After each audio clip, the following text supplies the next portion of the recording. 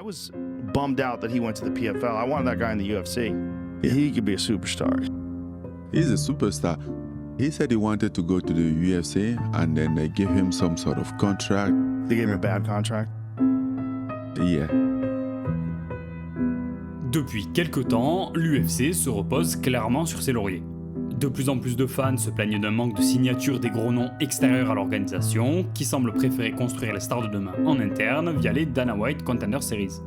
Et bien sûr, le MMA français ne fait pas exception à la règle. Mais alors, si demain l'UFC souhaitait se rattraper sur ce point, quels seraient les 10 combattants à signer absolument ? Avant de plonger dans le top 10, laissez-moi rapidement vous expliquer les critères de ce dernier. Nous parlerons uniquement de combattants qui auraient vraiment un apport pour l'organisation, d'un point de vue sportif bien sûr, mais aussi d'un point de vue business. Pour cette raison, ce top se basera sur 4 éléments. Le niveau, bien évidemment, mais aussi l'âge, le taux de finish et la catégorie de poids. Prenons un exemple concret. L'UFC n'a aujourd'hui pas besoin d'un 61 kg de 38 ans à 1 an de la retraite qui gagne 9 combats sur 10 à la décision, aussi fort soit-il. En revanche, un 93 kg de 30 ans qui finit 90% de ses combats est très pertinent au vu de l'état de la division à l'UFC, même s'il n'appartient pas encore à l'élite de l'élite. Parenthèse fermée, attaquons le top.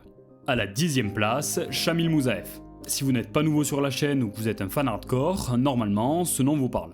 Moussaev est le vainqueur du dernier tournoi 77 kg du PFL et c'est un véritable monstre, peut-être même le meilleur welterweight de la planète aujourd'hui, UFC compris. Invaincu en 21 combats pro, le Dagestanais a un impressionnant taux de finish de 70% et quasiment que des KO. Et à seulement 31 ans, il est en plein dans son prime et a de beaux jours devant lui. Il est très spectaculaire debout, et comme il s'est déjà illustré face à de gros noms au PFL, Magomedov Malatov ou Logan Storley par exemple, il est déjà connu d'une bonne partie du public hardcore.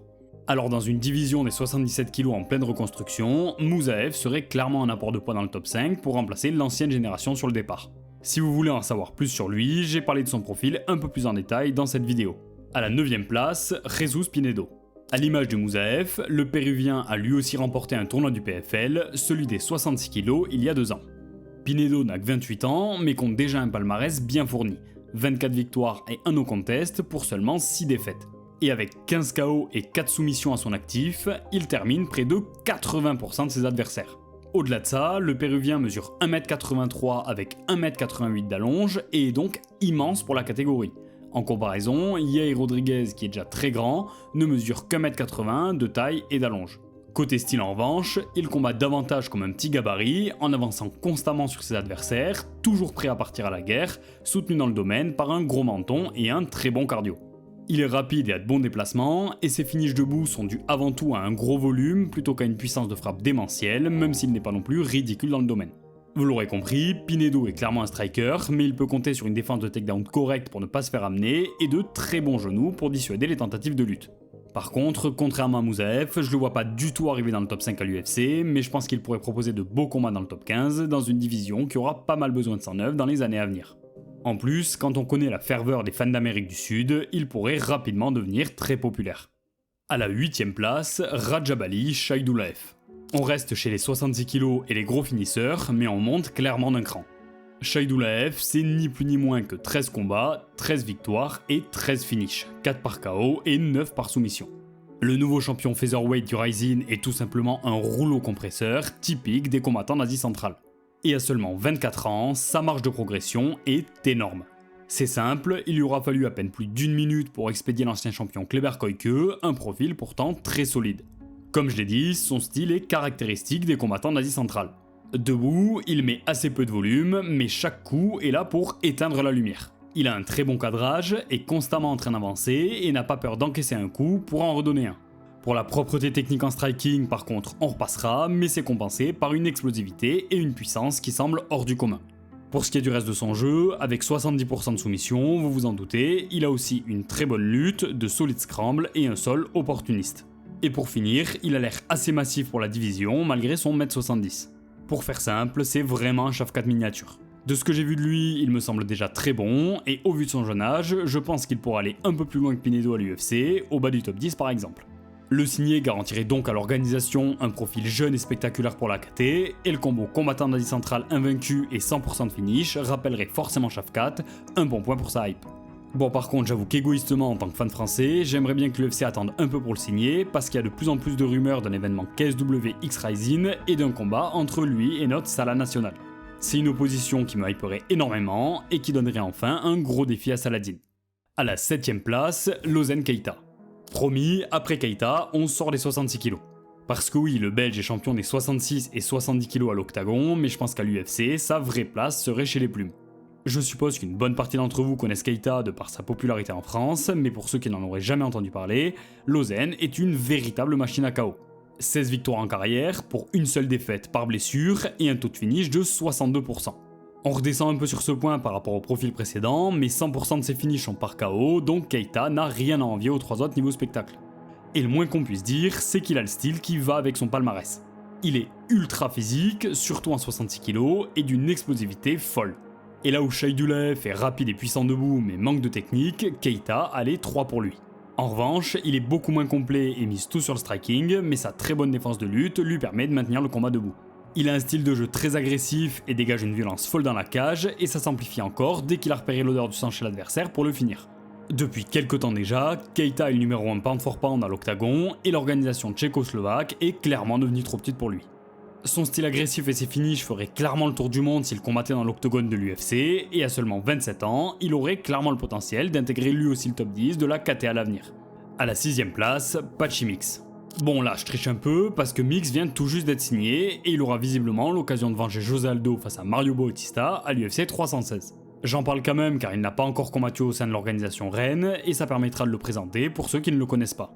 Je vais tout de suite poser le décor, avec Merab et Petroyan, Patchy Mix fait aujourd'hui d'après moi partie des 3 meilleurs bantamweight de la planète.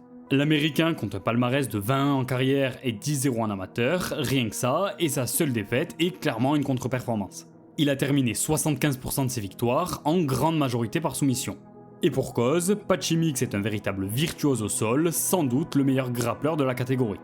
Et évidemment, en combattant d'élite qui se respecte, il est également très bon debout et a une excellente lutte lui permettant d'amener ses adversaires au sol pour les y finir. La spécialité de Mix, c'est de vous prendre le dos et de vous étrangler, près de la moitié de ses soumissions sont des étranglements arrière. Niveau style, il me fait vraiment beaucoup penser à Aljamain Sterling, avec une lutte un peu moins bonne, mais un sol et un striking un peu meilleurs. En prime, il n'a que 31 ans et a donc encore de la marge. Et comme si tout ce que j'ai déjà cité ne suffisait pas, il est immense pour la catégorie, 1m80 pour 1m82 d'allonge, les mêmes dimensions que Sean O'Malley. Et cette allonge, il l'utilise très bien debout, avec un style relâché mixant pression et cadrage, semblable à l'ancien champion, en moins bon évidemment. Seul défaut peut-être, il a tendance à souvent sauter les guillotines, ce qui face à un excellent lutteur pourrait se retourner contre lui. Malgré ça, c'est un profil qui pourrait poser des problèmes à Merab au vu de sa dangerosité au sol, et je pense que le champion en est conscient, puisque les deux hommes se sont déjà entraînés à plusieurs reprises ensemble.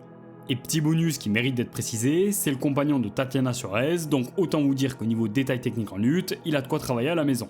En termes de compétences pures, c'est clairement un des 3 meilleurs noms de la liste, mais je le mets que 6ème parce que la KT des 61 kg est aujourd'hui déjà bien fournie à l'UFC. Franchement, j'ai vraiment hâte de voir ce qu'il va proposer dans 3 semaines. Mario Bautista est quand même très solide, et le short notice combiné au fait de combattre dans une nouvelle orga pourrait rendre le combat plus compétitif qu'il ne l'est réellement. Mais si Patchy Mix passe, je pense que le top des 61 kg devra compter sur un nouveau nom. À la 5ème place, Ousmane Nurmagomedov. Comme Moussaev, j'ai déjà parlé d'Ousmane à plusieurs reprises récemment sur la chaîne, donc je vais rester en surface. Le cousin de Khabib est pour moi tout simplement le meilleur combattant hors de l'UFC, toutes catégories confondues actuellement, et un des très rares, avec Islam et Ilia, à être exceptionnel dans les 3 domaines, striking, lutte et sol. Le champion des 70 kg du PFL est invaincu en 20 combats pro, et compte un taux de finish de 74% impressionnant au vu de l'adversité qu'il a rencontrée. Parce qu'à seulement 27 ans, Ousmane a déjà affronté ce qui se fait de mieux en dehors de l'UFC, Alexander Chablis, Brent Primus ou encore Paul Hughes pour ne citer que. Mais surtout, c'est le partenaire d'entraînement principal du numéro 1 pound for pound actuel Islam, donc je vous laisse imaginer le niveau d'opposition qu'il rencontre à l'entraînement. Un peu comme Patchy Mix juste avant, je le mets que 5ème parce que les 70 kg sont clairement pas la catégorie où il est prioritaire d'investir aujourd'hui à l'UFC, mais je pense qu'il y signera quand même dans les années à venir, maintenant qu'Islam est monté en 77. Au pied du podium, à la 4ème place, Vadim Nemkov. Là, on entre dans les KT qui ont vraiment besoin d'aide à l'UFC, et Nemkov serait un apport de choix pour les 93 kg. Parce que oui, il combat chez les lourds actuellement, mais sa KT naturelle, là où il a fait la majorité de sa carrière, c'est celle d'en dessous. Le russe a un palmarès de 19-2, et une de ses 2 seules défaites est face à Yiri au Rising, rien d'honteux là-dedans. Côté finish, il termine quasiment 80% de ses adversaires et à seulement 32 ans, il est encore très jeune pour la catégorie. Niveau gabarit par contre, il est un peu sous-dimensionné, même pour les 93 kg, seulement 1m83, ce qui rend ses performances encore plus impressionnantes. Heureusement pour lui, sa petite taille est quelque peu rattrapée par son allonge d'1m93. En termes de style maintenant, Nemkov vient du sambo et ça se ressent. Il a une très bonne anglaise, précise et puissante, et des kicks rapides. Ses timings en lutte sont excellents et il a un jeu au sol axé sur le contrôle et les frappes, mais n'hésite pas à saisir l'opportunité d'une soumission si elle se présente. Mais là où Nemkov sort vraiment du lot, c'est dans sa capacité à mixer à la perfection les différents éléments du MMA. Il lutte pour boxer et boxe pour lutter, passant rapidement d'un compartiment à l'autre, forçant ses adversaires à être constamment sur leur garde pour savoir ce qui va venir. Il semble également très intelligent, cherchant toujours à aller dans le domaine où il est meilleur que son adversaire. En revanche, là où plusieurs des noms présentés plus tôt dans la liste cherchent le coup fort, lui construit plus son jeu sur l'accumulation de dégâts pour obtenir le finish, le rendant peut-être un peu moins spectaculaire, mais quand même très agréable à regarder combattre. Nemkov fait aujourd'hui partie des meilleurs poids lourds de la planète, et en redescendant en 93 kg, il aurait encore un avantage supplémentaire. Je le vois donc largement capable d'atteindre le top 5 dans la catégorie à l'UFC, la seule chose pouvant peut-être le freiner étant la différence de gabarit avec les profils du top. À la troisième place, Joshua Pascio. Dans l'ultra excitante catégorie des 57 kg où pas mal de noms sont malheureusement vieillissants, Joshua Pascio serait un ajout de taille. Après tout, le Philippin n'a que 29 ans et est très prometteur pour son âge. 23-4 en carrière et 82% de finish, un taux tout simplement lunaire pour la catégorie, même au One où les finishes sont légion.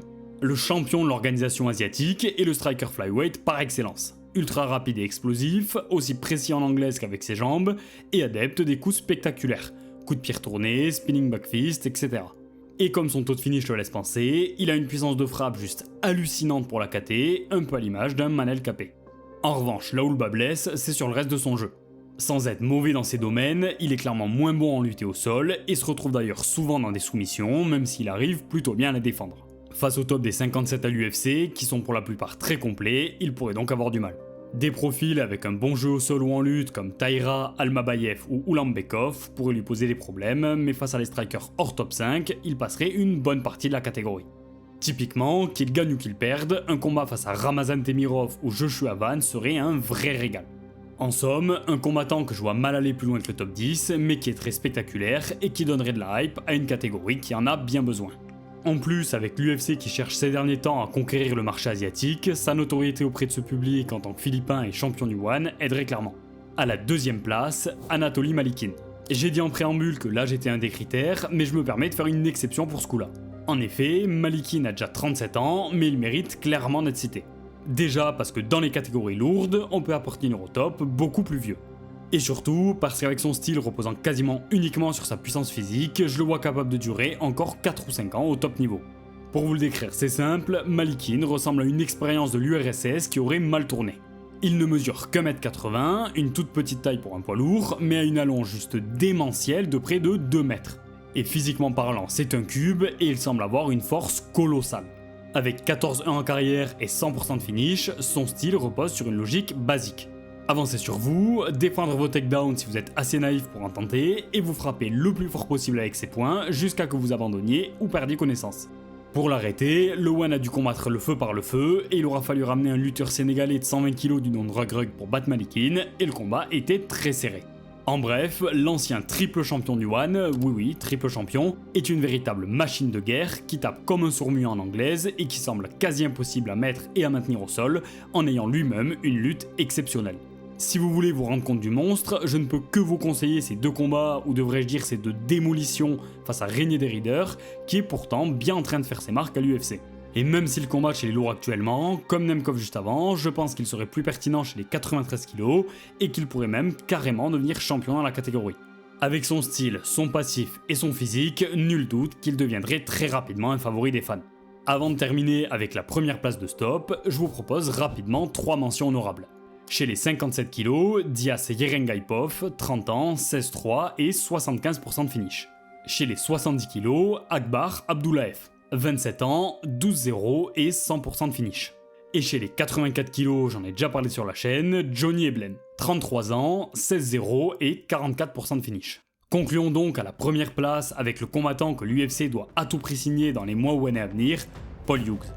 Oui, c'est un 70 kg et la catégorie est déjà bien remplie à l'UFC. Oui, il a perdu il y a peu face à Ousmane, que j'ai pourtant mis 5ème de la liste. Mais selon moi, au-delà de son niveau exceptionnel, la vraie valeur de Paul Hughes, c'est son potentiel à devenir une des stars de demain en MMA.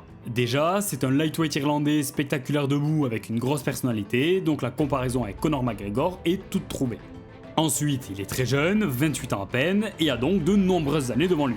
Et enfin, son niveau de progression est juste inexplicable. Il y a moins de 5 ans, il perdait face à Vucenic au Cage Warrior, et aujourd'hui, il passe pas loin de battre Ousmane Nurmagomedov. Si on rajoute à l'équation son palmarès de 14-2 et ses 72% de finish, l'Irlandais a tout pour être le futur visage du MMA. Pour ce qui est du style, Paul Hughes est avant tout un striker et mise surtout sur son anglaise chirurgicale. Il est explosif, précis, rapide et très fin techniquement. Il a également de bons kicks et une défense de lutte incroyable, lui permettant même de stopper les takedowns du prodige Ousmane. Et viennent à ça s'ajouter un menton, un mental et un cardio hors norme qui lui permettent d'être aussi à l'aise dans des combats à sens unique que dans des guerres sur 5 rounds. Rien qu'avec son niveau actuel, Paul Hughes serait au pire top 10, au mieux top 5 à l'UFC, et au vu de sa progression entre chaque combat, peu de risque de le voir descendre dans les rankings. Maintenant, tout semble indiquer que la revanche face à Ousmane Nurmagomedov soit le prochain combat pour les deux hommes, et malgré toutes les qualités que je viens de citer, je vois de nouveau l'Irlandais perdre. Pour autant, je pense qu'encore une fois, il ne se fera pas finir, et que ce sera l'occasion pour l'UFC de pouvoir le signer un peu moins cher, même s'il ne partira pas du PFL pour moins d'un salaire à 6 chiffres, tant l'organisation numéro 2 doit bien le rémunérer. Mais au vu de son potentiel de star, je pense que dans tous les cas, l'UFC doit faire tout ce qu'elle peut pour qu'il quitte le PFL au plus vite, peu importe combien ça leur coûterait. Et si le cousin de Khabib signait lui aussi, une trilogie au plus haut niveau mondial d'ici quelques années aurait tout d'un Conor Khabib 2.0. Même si l'avance de l'UFC sur ses concurrents est encore très importante aujourd'hui, si l'organisation poursuivait sa stratégie de faible investissement dans les talents extérieurs, elle pourrait finir par sérieusement le payer à long terme.